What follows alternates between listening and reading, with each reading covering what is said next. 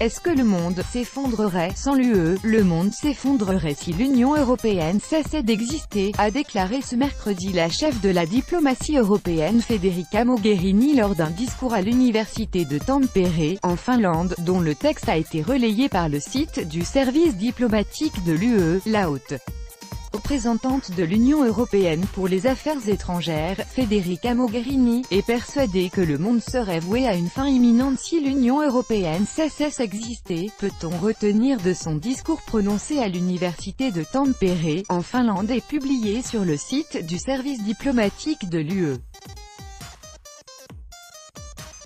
Pensez-y un instant, fermez les yeux et imaginez un instant l'Union européenne en train de disparaître de la scène mondiale, disons pendant un mois, une semaine, même quelques jours, le monde s'effondrerait tout simplement, a-t-elle prédit.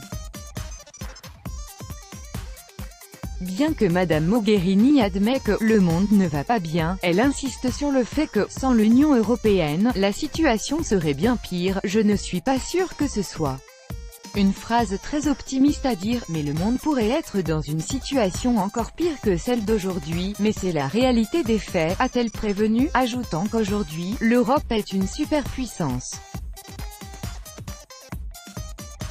Supprimer toutes les actions que nous menons en tant qu'Union européenne, avec les États membres du monde entier, que ce soit en matière de paix et de sécurité, de développement, d'humanitaire, de diplomatie, et vous vous rendriez compte que la situation dans le monde serait sans aucun doute bien pire, a-t-elle martelé.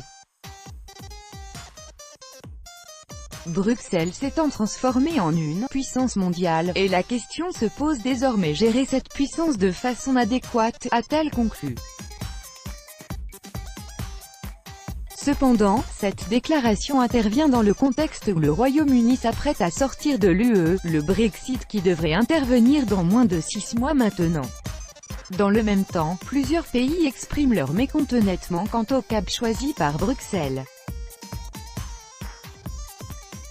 Cela concerne notamment le domaine de la politique migratoire lorsque certains États se montrent sceptiques sur l'accueil des migrants.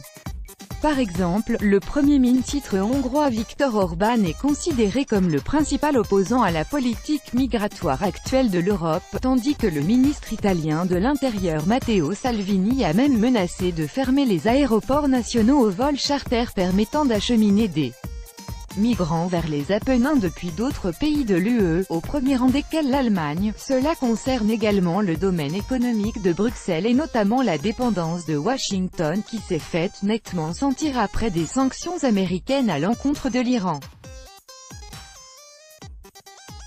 Ainsi, le Premier ministre belge, Charles Michel, a souligné que les États-Unis n'avaient pas le droit de dicter aux entreprises européennes avec quel pays elles peuvent faire du commerce et peuvent doper l'activité économique. Comme plusieurs membres ont dénoncé cette initiative de Washington portant atteinte à des entreprises européennes et donc aux économies des pays concernés, l'UE a fini par annoncer la création d'un mécanisme pour échapper aux sanctions américaines contre l'Iran.